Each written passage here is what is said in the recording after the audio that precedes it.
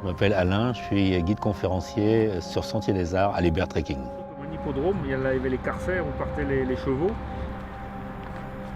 La Jordanie, ça représente pour moi d'abord une grande diversité humaine, ce qui est très important dans un voyage. On rencontre tout d'abord des hommes, des femmes, avant de rencontrer des pierres ou des sites archéologiques et historiques. Et la Jordanie, c'est aussi une grande variété de paysages, très différents. Paysages désertiques au sud et à l'est, austères, qui nous rappellent des hommes comme Laurence d'Arabie.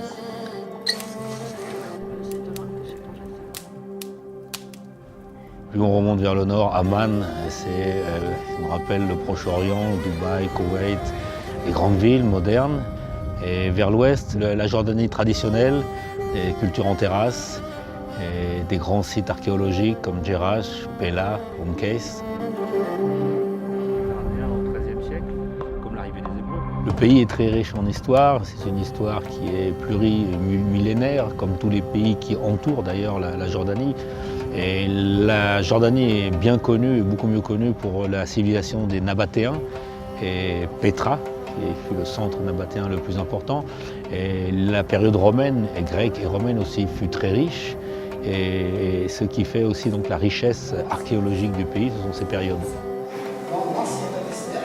Un pays complexe, assez déroutante et étonnante au premier abord, et un pays méconnu, mais qui est passionnant.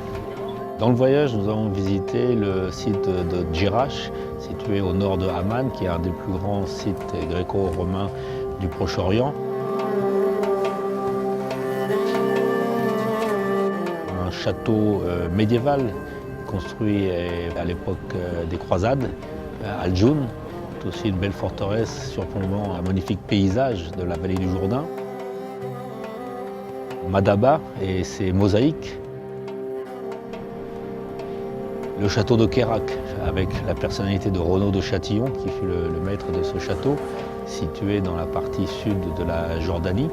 Et puis bien sûr Pétra. Pétra, très certainement un des sites archéologiques les plus beaux au monde, important aussi par sa richesse archéologique, mais aussi par les paysages qui l'entourent.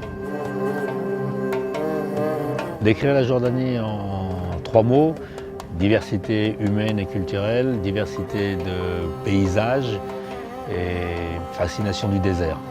Un conseil à donner aux personnes qui visitent la Jordanie: ne pas avoir peur d'aller au contact des habitants. Ils sont très gentils, très amicaux, toujours prêts à aider, à offrir un thé, et ça c'est une grande richesse.